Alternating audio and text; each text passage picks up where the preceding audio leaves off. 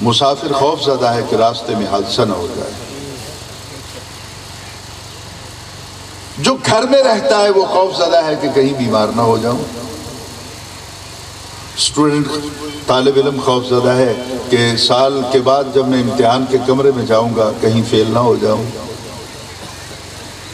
کاشتکار خوف زدہ ہے کہ میں نے جو کچھ اپنے زمین میں کاشت کیا ہے کہیں ایسا نہ ہو کہ موسم سازگار نہ رہے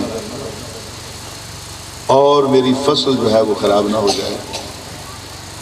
تاجر خوف زدہ ہے، بزنس مین، کہ جو پروڈکٹ جو اشیاء میں نے خریدی ہیں ان کو میں نے سٹور کیا ہے، کل کو کہیں ایسا نہ ہو کہ ان کی مارکیٹ ویلیو ڈاؤن ہو جائے۔ ہر کوئی خوف زدہ ہے، لیکن ہمارے معاشرے کی بدقسمتی یہ ہے کہ ہم نے ان تمام جتنے بھی خوف میں نے آپ کو گنوائے ہیں، ایک خوف ہم نے خود بھی پال رکھا ہے، وہ ہے معاشرے میں طبقاتی سسٹم۔ ہم نے معاشرے کے افراد کو مختلف طبقوں میں ڈیوائیڈ کر رکھا ہے۔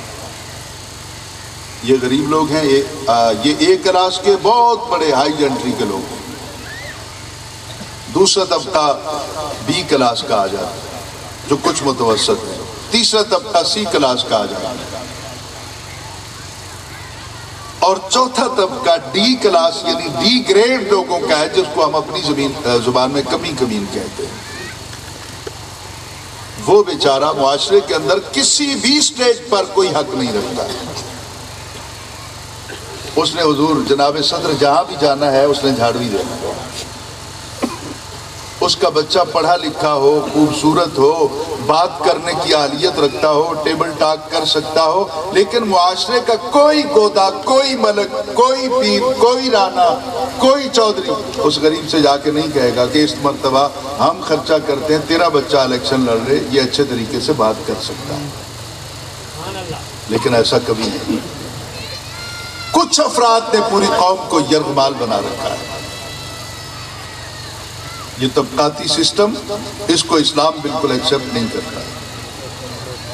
نبی علیہ السلام نے اس کی بالکل نفی کی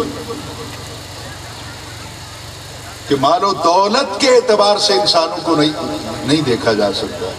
نبی پاک نے اس طرح نفی کی ہے کہ آپ نے جب مدینہ طیبہ میں پہلی اسلامی ریاست جو تھی اس کی بنیاد رکھی تو آپ نے اسلامی ریاست کے پہلے فنانس منسٹر، وزیر خزانہ جو تھے، پتہ ہے کن کو بنایا؟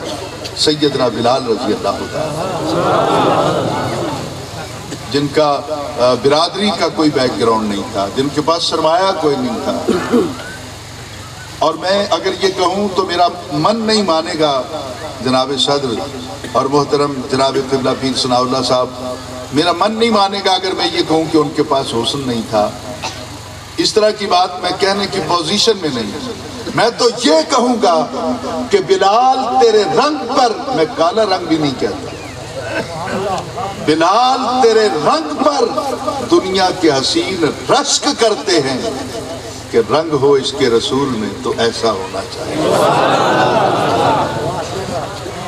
تو اللہ تعالیٰ کہتا ہے کہ سب سے پہلا امتحان تم سے یہ لیا جائے گا کہ تمہیں خوف میں مبتلا کر کے دیکھا جائے گا کہ معاشرے میں تم خوف زدہ ہو کر آگے قدم بڑھاتے ہو کہ نہیں بڑھاتے۔ اگر تم نے کسی سے خوف زدہ نہ ہونے کی قسم اٹھا لی تو پھر اللہ تعالیٰ بھی پیغام دیتا ہے کہ فلا تخشوہم واخشونی، کسی بڑے آمر جابر ظالم ڈکٹیٹر کا اگر تم خوف کرو تو یہ اچھا نہیں ہوگا۔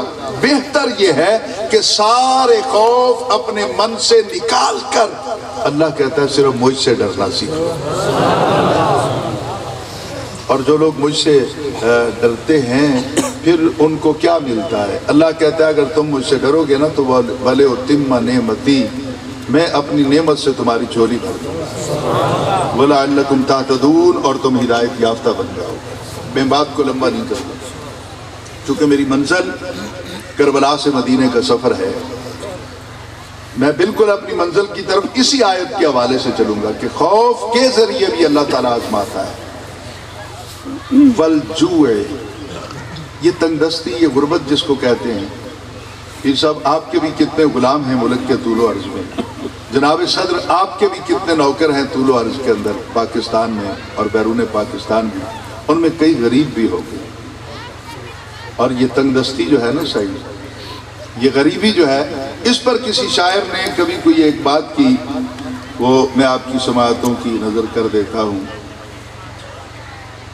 کہ میری غربت نے اڑا رکھا ہے میرے فن کا مذاق، میری غربت نے اڑا رکھا ہے میرے فن کا مذاق، اور تیری دولت نے تیرے عیب چھپا رکھے. سبحان اللہ. تو عیبدار ہو کر بھی معاشرے میں بڑا نیک نام ہے. اور ایک اور بہت، میں تو جب بھی کبھی پڑھتا ہوں اس کو تو پھر پڑھتا رہتا ہوں، رات کو اپنے اسٹڈی روم میں بیٹھ کر پڑھتا ہوں. اس شاعر نے بھی کمال کر دی غربت کی عکاسی کرنے کی. اس نے کہا کہ صحن غربت میں قضا دیر سے مت آیا کر. اگر بات سمجھ میں آ گئی، صحن غربت میں قضا دیر سے مت آیا کر، خرچ تدفین کا لگ جاتا ہے بیماری پر. نہیں سمجھا نہیں سکا، شاید کوئی تو ادب پڑھنے والے بیٹھے ہوں کہ وہ قضا سے کہتا ہے غریب کہ ہمارے گھر میں آتا ہے، آنا ہے نا، تمہارے آنگن میں آنا ہے تو آ جایا کرو جلدی. یہ دیر تک جو ہم مرض میں مبتلا رہتے ہیں، ہمارا جتنا سرمایہ ہوتا ہے وہ مرض پہ لگ جاتا ہے، علاج پہ لگ جاتا ہے، اور پھر تدفین کے لیے ہمارے پاس سرمایہ نہیں ہوتا، کفن پہنانے کے لیے بھی ہمارے پاس کچھ نہیں ہوتا. اور اس پر نبی پاک کی حدیث پاک بھی ہے کہ یہ تنگ دستی افلاس جو ہے، یہ کبھی کبھی انسان کو کفر کی دہلیز تک بھی لے جاتی ہے. میں اس پر اور بھی نظائر عرض کرتا لیکن وقت نہیں ہے، آگے چلتے ہیں. پہلا امتحان خوف کا ہے، دوسرا بھوک کا ہے. تیسرا امتحان ہے وَنَقْسٍ مِّنَ الْأَمْوَالِ وَالْأَنفُسِ وَالثَّمَرَاتِ، کہ انسان کے پاس بہت سارا ڈھیر سا مال و دولت ہوتا ہے، یکدم اس میں نقصان واقع ہونا شروع ہو جاتا ہے. کل کا جاگیردار آج اس عالم میں بیٹھا ہوتا ہے کہ وہ سوچتا ہے کہ روٹی مجھے ملے گی شام کو، میں کھاؤں گا کیا، مال میں نقصان ہونا شروع ہو. تو یہ بھی اللہ آزماتا ہے، کبھی دے کے آزماتا ہے، کبھی لے کے آزماتا ہے. والانفس، جانوں میں کمی کر کے یہاں بھی اللہ تعالیٰ آزماتا ہے. یعنی بہت زیادہ افرادی قوت ہے نا کہ میرے تو اپنے ذاتی برادری کے 1000 ووٹ ہیں، مجھے 200-300 اور چاہیے، میں تو چیئرمین بن جاؤں گا. میں ہوٹ نہیں کر رہا ہوں، ایک حقیقت ہے، اور یہ ہونا بھی چاہیے کہ بندے کو اپنوں پر اعتماد کرنا چاہیے. اگر جینا ہے معاشرے کے اندر تو یہ معاملات تو چلتے ہیں، لیکن یکدم اس طرح ہوتا ہے کہ وہ افرادی قوت جو ہے اللہ تعالیٰ اس کے قلت میں بدلنا شروع کر دیتا ہے. آج اس کا جنازہ اٹھا، پھر اس کا اٹھ گیا، پرسوں اس کا اٹھ گیا، صبح اس کا جنازہ پڑھ کے آئے تو شام اس کی تدفین کے لیے نکل گئے، پھر کچھ لوگ نقل مکانی کر کے کہیں اور چلے گئے. وہ برادری کا جو بہت بڑا گھمنڈ تھا وہ دیکھتے ہی دیکھتے ختم ہو جاتا ہے. انسان تنہا رہ جاتا ہے، اکیلا رہ جاتا ہے. اور والثمرات، پھر پھلوں میں بھی اللہ تعالیٰ کمی کر کے آزماتا ہے. یہاں پر مفسرین کرام کا اتفاق ہے. میں کس مفسر کا نام لوں گا؟ میں نے اپنی زندگی میں بیشتر مفسرین کرام کو اسٹڈی کیا ہے، چونکہ ان کے بغیر میں آگے لیکچر نہیں دے سکتا. تمام کا تقریباً اتفاق ہے کہ یہاں پہ ثمرات سے مراد پھل نہیں ہے، بلکہ یہاں ثمرات سے مراد اولاد ہے. اولاد میں کمی ہو جاتی ہے، بندہ بڑھاپے میں بھی تنہا رہ جاتا ہے. برادری کے افراد میں کمی ہو جاتی ہے، بندہ تنہائیوں کا شکار ہو جاتا ہے. مال و دولت میں کمی ہو جاتی ہے. لیکن اس عالم بے کسی و بے بسی کے اندر تیرا مزاج کیسا ہے؟ کیا تو نے اس کا در چھوڑ دیا، بھاگ گیا؟ ایک دن شیطان ایک اچھا روپ بنا کر حضرت ایوب علیہ السلام کے پاس آ گیا اور آ کے کہنے لگا، آپ کو مغالطہ لگا ہے کہ آپ اللہ کے نبی ہیں. اگر آپ اللہ کے نبی ہوتے تو آپ اتنے بیمار ہوتے. اعلان کر دیجئے کہ میں کوئی نبی نہیں ہوں۔ حضرت ایوب علیہ السلام آپ نے کہا کہ تو جتنے روپ بدل کے آئے نبوت کی آنکھ سے چھپ تو سکتا نہیں ہے تو، لیکن تجھے ایک بات بتاؤں تو مجھے ورغلا نہیں سکتا۔ پوچھا کیوں؟ کہا اس بیماری سے پہلے 40 سال میری زندگی گزری اور بیمار ہوئے مجھے صرف 18 سال گزرے۔ 40 برسوں میں ایک لمحہ بھی میں بیمار نہیں ہوا، اب صرف 18 سال گزرے ہیں، 40 سال تو صبر کرنا میرا حق بنتا ہے نا۔ اس لیے میں نے شکوہ کوئی نہیں کرنا، وہ جس حال میں راضی ہے میں نے اسی حال میں رہنا۔ بلکہ جب آپ صحت یاب ہو گئے قبلہ پیر صاحب، تو جبرائیل امین ایک دن آپ کے پاس آتے ہیں تو دیکھا کہ آپ رو رہے ہیں۔ اس نے کہا حضور اب رونے کا کیا مقصد ہے؟ اب تو آپ صحت مند ہیں الحمدللہ، سارا جتنا بھی وہ معاملہ تھا اس کو اللہ تعالیٰ نے دوبارہ اسی طرح ایڈجسٹ کر دیا ہے، آپ پھر اسی مقام پر ہیں معاشرے کے اندر۔ وہ مقام نبوت تو ہے یہ نا، وہ تو ویسے ہی بلند ہے۔ جو معاشرے میں نقصان ہوا تھا وہ سارا ٹھیک ہو گیا، اب آپ کیوں روتے؟ کہا مجھے بیماری کی حالت میں 2 ٹائم میرا اللہ مجھ سے پوچھتا تھا کیف تجدنا یا ایوب۔ اچھا اس کو ترجمہ کر کے تو یوں سنا دیا جائے گا کہ کیا حال ہے تیرا اے ایوب علیہ السلام، لیکن تجدنا ہے، حالوں کا نہیں، کیف حالوں کا نہیں، کیف تجدنا، تڑپ رہے ہیں بیماری کی حالت میں، حلق سے پانی کا گھونٹ بھی اندر نہیں جاتا، اور وہ پوچھ رہا ہے مالک کہ تو نے ہمیں کیسا پایا؟ نہیں، یہ صرف حال محبت ہی سمجھ سکتے ہیں، حال درد ہی سمجھ سکتے ہیں، یعنی تو نے مجھے کیسا پایا، کیسا دیکھا، میں کتنا مہربان ہوں، میں کتنا رحیم ہوں، میں کتنا شفیق ہوں، میں کتنا کرم کرنے والا ہوں، تو نے مجھے کیسا پایا؟ تو وہ بیماری کی حالت میں بھی کہتے ہیں الحمدللہ علی کل حال۔ تو حضرت ایوب علیہ السلام کہتے ہیں کہ وہ بیماری اس صحت سے اچھی تھی کہ 2 بار ڈائریکٹ وہ مجھ سے پوچھتے لیتا تھا کہ تو نے مجھے کیسا پایا؟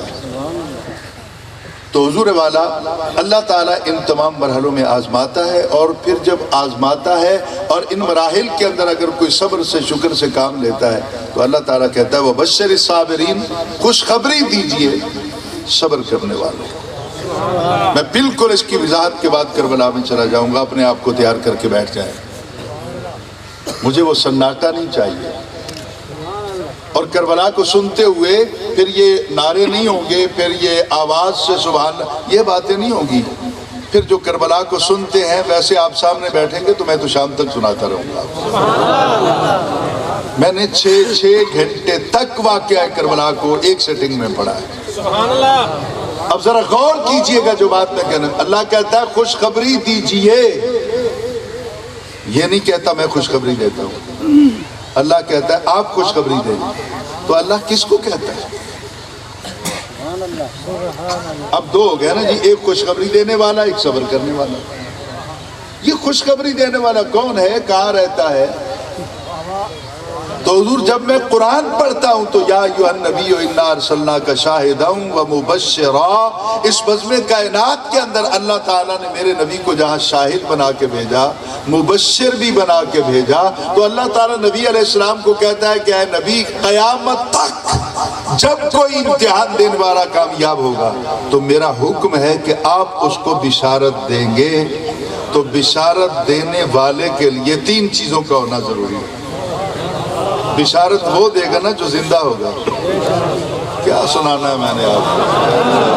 بشارت وہ دے گا نا جو زندہ ہوگا، بشارت وہ دے گا جو موقع پہ موجود ہوگا، بشارت وہ دے گا جو اس کو جانتا ہو کہ یہ سچا صابر ہے یا اس نے ڈھونگ رچایا ہوا ہے، یعنی مبشر اس کے من تک بھی نظر رکھتا ہو۔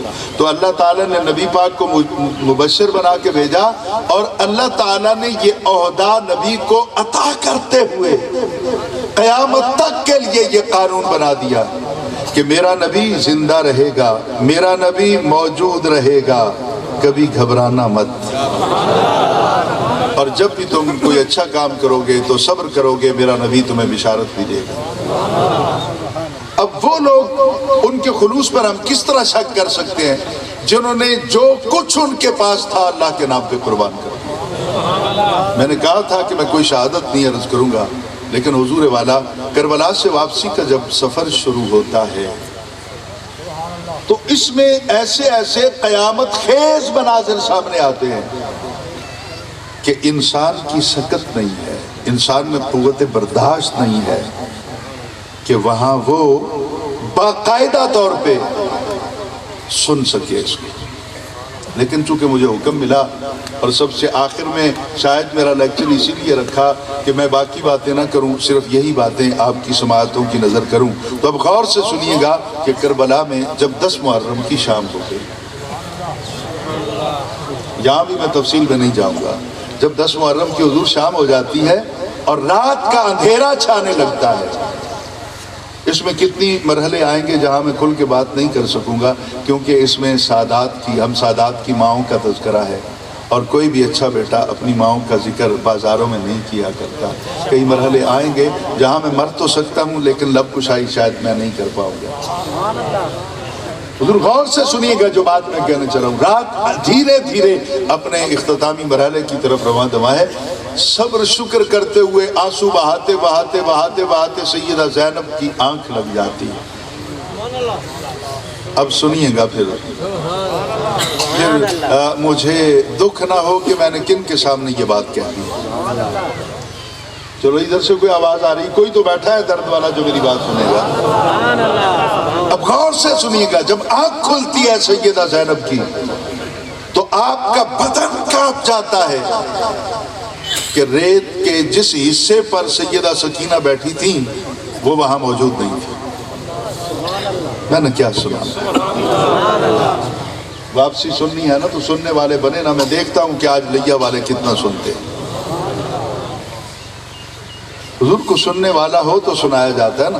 اب غور سے سنیے گا، سامنے سیدہ سکینہ جہاں لیٹی ہوئی تھی ریت پر، ایک بازو نیچے رکھ کر، کبھی یہی سکینہ اپنے بابا کے بازو پر سر رکھ کے سوتی تھی اور بابا ساری ساری رات قرآن پاک کی تلاوت سنایا کرتے۔ دیکھا تو وہ سکینہ وہاں پہ موجود نہیں ہے، یکدم حضرت سیدہ زینب پہ قیامت ٹوٹ گئی، کوئی لے تو نہیں گیا۔ اگر ایسا ہے تو میں قیامت والے دن اپنے بھائی امام حسین کو کیا منہ دکھاؤں گا؟ مدینہ جا کر اپنے نانا کے مزار پہ کیا کروں گی؟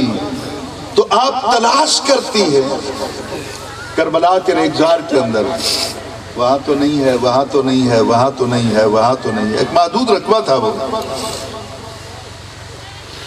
آخر ایک مقام پر آپ جاتی ہیں تو آپ کے کانوں میں کسی کے سسکنے کی آواز آ رہی ہے اور کوئی دھیرے دھیرے آہستہ سی آواز میں پکار کے کہتا ہے، بابا بابا تیری بیٹی پہ وقت آ گیا ہے، اب تو اسے بولنے بھی نہیں دیتے، اونچی زبان سے آواز، اور سینے پہ لیٹی ہوئی ہے۔ سیدہ زینب کہتی ہے میں قریب جا رہی ہوں، مجھ پہ قیامت ٹوٹ رہی ہے، میرا بدن کانپ رہا ہے۔ قریب جاتی ہیں اور تو آواز آتی ہے، بابا بابا میں کدھر جاؤں بابا، میں کدھر جاؤں بابا۔ میں دیکھتی ہوں تو نہ تیری داڑھی ہے، نہ تیرے ہونٹ ہیں، نہ تیرے رخسار ہے، نہ تیری پیشانی ہے۔ میں تو رات کے اندھیرے میں چلی آئی تھی کہ اپنے دامن سے میں بابا کے رخسار کو صاف کر کے آؤں گی، باپ کی داڑھی کو صاف کر کے آؤں گی۔ بابا تیری نور جیسی پیشانی کدھر ہے، میں نے اس کو بوسہ دینا ہے۔ بابا تیرا تو گلا کٹ گیا ہے، سر کون لے گیا ہے تیرا بابا؟ بابا اس عالم میں بے کسی میں، بے بسی میں تو مجھے چھوڑ کے چلا گیا۔ اور اس وقت سیدہ سکینہ نے ایک جملہ کہا، ادھر امام حسین کا جسد اطہر کانپ گیا اور ادھر سیدہ زینب کی سسکی نکل گئی۔ کہا بابا جب میں نے تیری گردن پہ اپنی گردن رکھی ہوئی تھی تو رہنے دیتا نا، مجھے واپس کیوں بھیج دیا تھا؟ مر جاتی ہے منظر دیکھنے سے پہلے، مجھے اب اس دنیا میں رہنے کا کوئی شوق نہیں رہ گیا۔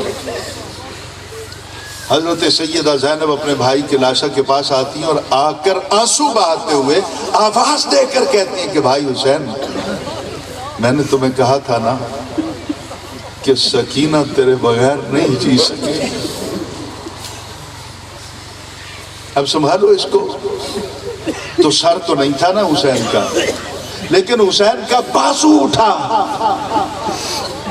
جس نے اپنی بیٹی کو اپنے حصار میں لے لیا، اور جاتے ہوئے بھی حسین بتا گیا کہ بیٹیوں سے پیار کرنا ہے تو حسین کو پہلے سمجھ لو، تاکہ مر کر بھی تیری بیٹیاں بے قرار نہ ہو. سیدہ زینب سلام اللہ علیہا نے پھر حضرت سیدہ سکینہ کو اٹھایا اور وہاں لے گئی جہاں ریت پہ بیٹھنا تھا. اب کوئی آغوش نہ تھی، اب کوئی پیار کرنے والا نہیں تھا، اب لفظوں سے کوئی دکھ بانٹنے والا نہیں تھا. پھر جاتی ہیں پھوپھی کہتی ہیں لیٹ جاؤ. تو کہا پھوپھی تم لیٹ جاؤ، مجھے نیند نہیں آتی. پھوپھی تجھے پتا ہے نا کہ میں رات کا کچھ حصہ باپ کے دامن میں گزارتی تھی اور کچھ حصہ میں اپنے بھائی اصغر کو لوریاں سناتے ہوئے گزارتی تھی. اب نہ مجھے اصغر ملتا ہے نہ اپنا بابا ملتا ہے. تو پھوپھی تم سو جاؤ، میری فکر مت کرو، مت فکر کرو کہ کوئی درندہ مجھے اٹھا سکے گا. میرا بابا کل بھی میرا محافظ تھا، آج بھی میرا محافظ. حضور والا دریائے رحمت کو جوش آتا ہے. مولا کائنات سیدنا علی کربلا کے میدان میں روحانی طور پر تشریف لے آتے ہیں، اور سیدہ زینب جو رو رہی تھی ان کے سر پہ ہاتھ پھیرتے ہیں، سر اپنے سینے سے لگاتے ہیں. بیٹی مت گھبرا، اللہ تعالیٰ نے تجھے بھی اور میرے بیٹے حسین اور باقیوں کو بھی کامیابی و کامرانی عطا فرما دی ہے امتحان کے اندر. باقی بھی جتنے اس خانوادے کے لوگ تھے جب کسی کو پتہ چلا تو سارے ملنے کے لیے آ گئے، لیکن وہ بچی جس کو سکینہ کے نام سے موسوم کیا جاتا ہے وہ وہیں پہ بیٹھی ایک تنکا لے کر زمین کو کورید رہی تھی اس طرح. حضرت علی نے پوچھا یہ کون ہے؟ کہا آپ کی پوتی سکینہ ہے. تو کہا یہ مجھ سے ملنے کیوں نہیں آئی؟ تو سیدہ زینب کے منہ سے نکل گیا شاید آپ سے ناراض ہے. یہ بچیوں کا پیار بھی تو ہوتا ہے نا، یہ ناز بھی تو ہوتا ہے، ایک انداز ہوتا ہے.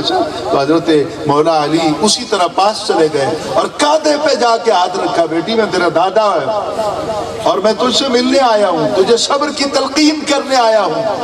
یہ بچے بڑے عجیب ہوتے ہیں. آپ نے اپنا کاندھا چھڑایا اور دور جا کے بیٹھ گئی اور جملہ میں کہنے چلا ہوں، شاید حضور والا میں کہہ نہ پاؤں، لیکن واللہ بخدا آہستہ سی آواز میں کہا کہ تیری بیٹی پہ وقت آیا تو تو بابا چلا آیا. میں تیری بیٹی نہیں تھی، میں تو حسین کی بیٹی. میرا دکھ تو نہیں نہ بانٹنے آیا آپ تو اپنی بیٹی کا دکھ بانٹنے آئے ہیں.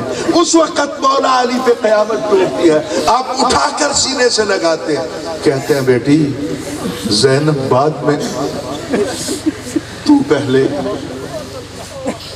رات جیسے تیسے گزر جاتی ہے. صبح جس طرح بھی آپ کو گرفتار کیا جاتا ہے، پابند کیا جاتا ہے، رسیوں سے باندھا جاتا ہے، زنجیروں سے باندھا جاتا ہے، مجھے اس پہ کوئی باس نہیں ہے. یہ قافلہ چل پڑتا ہے. قافلہ چلتے چلتے ایک ایسے قریہ سے یا شہر سے گزرا جس میں 2 منزلہ مکان تھے.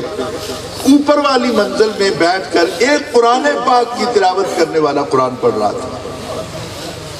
واقعہ آپ نے سنا ہوا ہے، میں صرف اشارتاً اس واقعے کے ایک دو اقتباس عرض کروں گا، اور جو کچھ میں نے اس پہ پھر کلام کرنا ہے میں نے وہ عرض کرنا ہے. پڑھ رہا تھا قرآن پڑھنے والا کہ اما حسبت ان اصحاب الکہف والرقیم کانوا من آیاتنا عجبا. تو وہاں امام حسین کا سر رک گیا.